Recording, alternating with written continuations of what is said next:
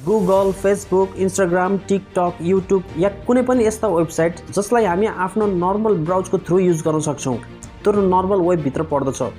जुनै पनि इन्टरनेट हामी डेली युज गर्छौँ र जसको बारेमा हामीलाई थाहा छ र हामी आफ्नो नर्मल गुगल क्रोम या कुनै पनि नर्मल ब्राउजबाट युज गर्छौँ। फर्स्ट अफ अल इन्टरनेटबाट स्टार्ट गर्नुपर्दा जब इन्टरनेट सुरुमा पपुलर हुँदा यसले मानिसहरूलाई एकदमै अचम्मित बनाइरहेको थियो कि हामी एक ठाउँदेखि अर्को ठाउँ कसैसँग पनि कुरा गर्न सक्छौँ यदि दुवै डिभाइस इन्टरनेटसँग कनेक्टेड छ भने। त्यस टाइममा मानिसहरू धेरै नै कम थिए जो कि एकदमै कन्सर्न थिए आफ्नो सिक्युरिटीको लागि, किनकि त्यस टाइममा प्राइभेसीको मामलामा कोही पनि त्यति ध्यान दिँदैनथ्यो, किनकि प्राइभेसी र एनोनिमिटी नामको कुनै पनि कन्सेप्ट एक्जिस्ट गर्दैनथ्यो। त्यसैले मानिसहरूलाई ट्र्याक गर्न एकदमै सजिलो हुने गर्थ्यो।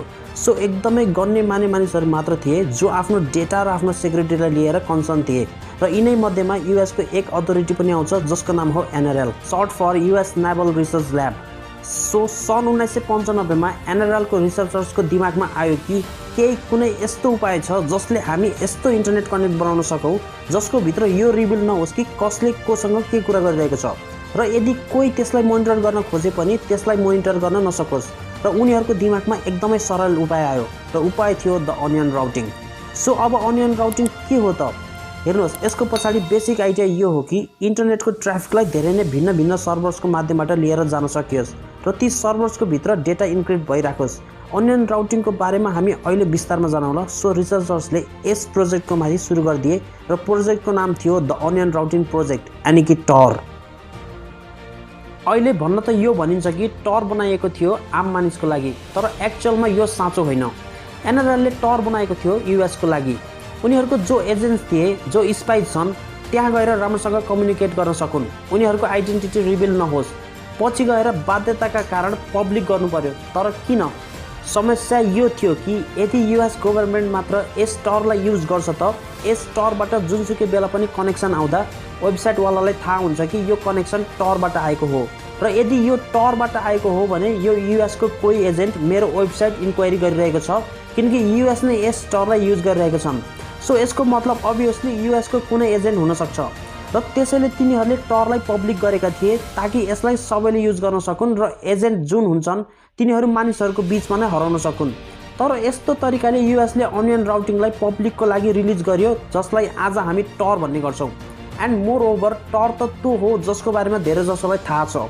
अरू पनि धेरै नै छन् जस्तै कि I2P र फ्रीनेट, र यो सबै मिलेर बनाउँछ डार्क वेब।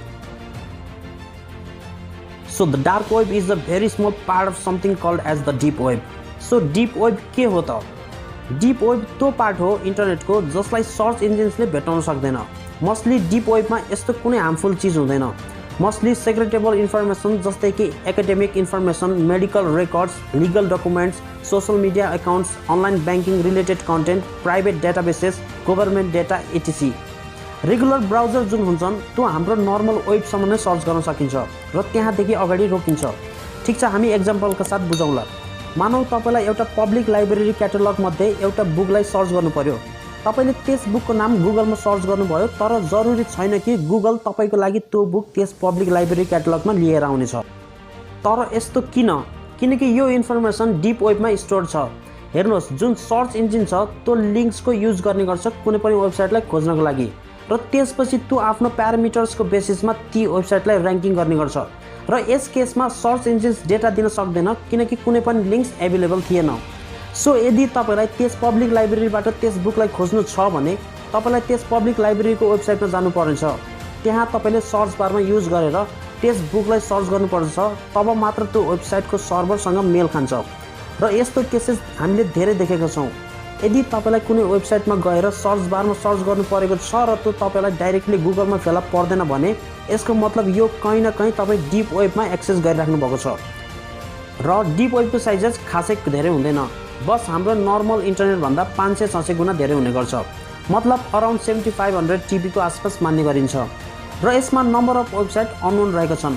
र त्यसपछि एउटा अर्को पार्ट आउँछ इन्टरनेटको जसलाई हामी सबैलाई जानकारी छ, जसलाई भनिन्छ द सर्फेस वेब, जसमा हाम्रो युट्युब, फेसबुक, इन्स्टाग्राम, ट्विटर लगायत अरू थुप्रै यस्ता करोडौँ वेबसाइटहरू छन् जुन हामी आम मानिसहरूको डेली लाइफमा प्रयोगमा आउँछन्, जो सर्फेस वेब हो। सो सर्फेस वेब त्यो पार्ट हो इन्टरनेटको जसलाई सर्च इन्जिन आरामले खोज्न सक्छ, चाहे त्यो न्युज वेबसाइट होस् या त्यो e commerce website. So on and on internet जुन युज गर्छौँ त्यो सिर्फ एक लेयर हो इन्टरनेटको, जसलाई भनिन्छ surface web. So on and on internet जुन युज गर्छौँ त्यो सिर्फ एक लेयर हो इन्टरनेटको, जसलाई भनिन्छ सर्फेस वेब, भिजिबल वेब या क्लियर वेब। र यो जुन इन्टरनेटको पार्ट हो जुन तपाईँ हामी युज गर्छौँ, जुन हामीलाई यति ठुलो लाग्छ, त्यो बस 5 देखि 10% पार्ट मात्रै हो इन्टरनेटको। र यसको साइज मान्ने गरिन्छ 19 TB को अराउन्ड, यानि कि करिब 5.5 billion websites. So to summarize, हामीसँग छ 100% इन्टरनेट, यसको 85% पार्ट छ डिप वेब, 10% पार्ट छ सर्फेस वेब र 5% पार्ट रहेको छ द डार्क वेब। र त्यो यस्तो होइन कि इन्टरनेटको यी 3वटा पार्ट मात्रै छन्। यस्तो मानिन्छ कि इन्टरनेटको टोटल 7वटा पार्ट छन्: the surface web, the Bergie web, the deep web, the charter web, Mariana's web, the fog virus soup and the last but not the least the primarch system. यसको बारेमा हामी नेक्स्ट भिडियोमा डिस्कस गर्नेछौँ। अहिलेलाई भने यति डिपमा जान आवश्यक छैन।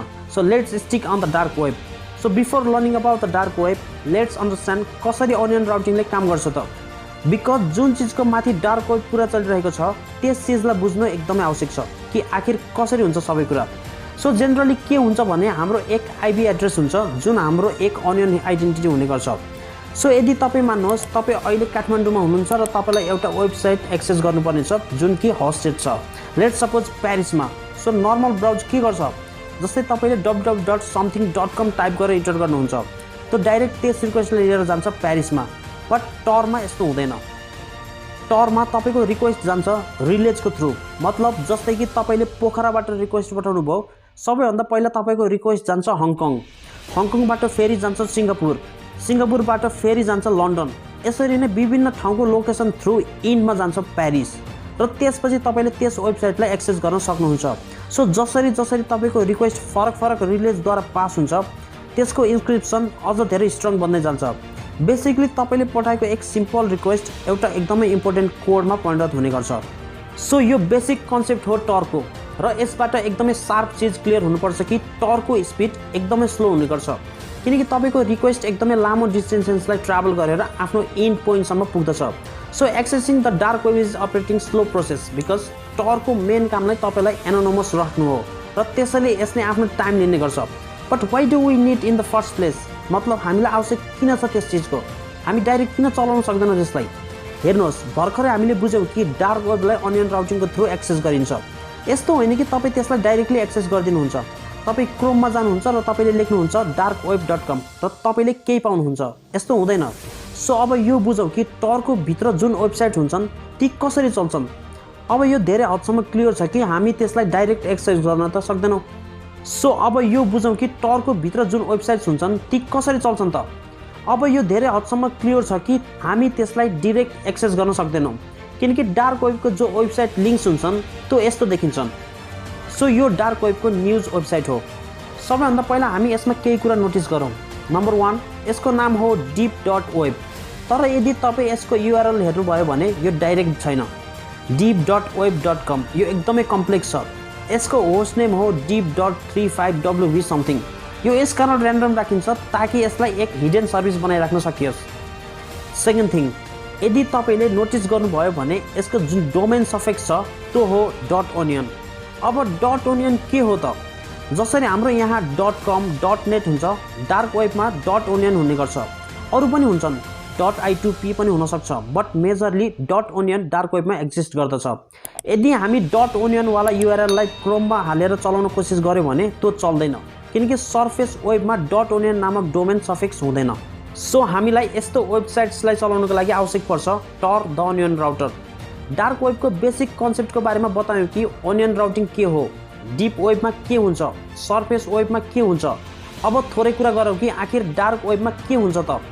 सबैभन्दा पहिला यो एउटा ठुलो मिथ हो कि डार्क वेबमा 100% जुन कामहरू हुन्छन् ती सबै इलिगल हुन्छन्।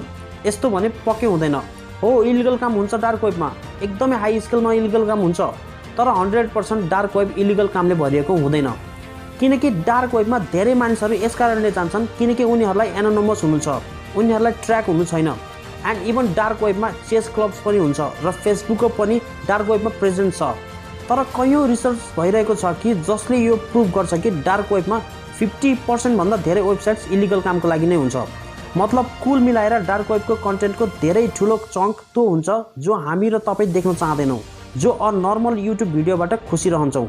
अब मलाई 1% पनि लाग्दैन कि हामी मध्येमा कोही black market, drugs, child pornography या हिटम्यान हायर गर्नमा इन्ट्रेस्टेड छौँ। र यो सबै कुरा म तपाईँहरूलाई सिर्फ अलिअलि मात्र बताएको छु, किनकि यसको पुरै डिटेल हामी एपिसोड 2 मा एक्सप्लेन गर्नेछौँ। बाँकी यो त त्यो चिज हो जो संसारलाई थाहा छ। डार्क वेबको 20 देखि 30% पार्ट जुन छ त्यो प्रायः जसो मान्छेलाई थाहा नै छैन कि के हुन्छ। थाहा छैन कस्तो मान्छेहरू हुन्छन् यहाँ, थाहा छैन कस्तो इलिगल काम हुन्छ डार्क वेबमा, कस्तो खाले वेपन्स या कस्तो किसिमको ड्रग्स डार्क वेबमा एभाइलेबल हुन्छ। मतलब जस्तै हाम्रो यहाँ दरज एप्स छ, डार्क वेबमा पनि धेरै नै ई-कमर्स स्टोर्स छन् जो यी सबै चिजहरू बेच्छन्। हेर्नुहोस्, प्रब्लम एकदमै सिम्पल छ। यदि टरलाई सबैको लागि एक्सेसिबल राखियो भने टरलाई ती मान्छेहरू पनि युज गर्छन् जसलाई गलत कामबाट पैसा कमाउनु छ। फर स्योर ती मान्छेहरू पनि यसलाई युज गर्छन्, किनकि तिनीहरूलाई के गाह्रो हुन्छ त। यदि उनीहरू गोप्य रहेर आफ्नो कामलाई रिजल्ट दिन सक्यो भने उनीहरू अभियसली यस चिजलाई युज गर्न प्रिफर गर्छन्। त्यसैले भनिन्छ कि डार्क वेबमा तपाईँलाई हिटम्यान पनि मिल्न सक्छ।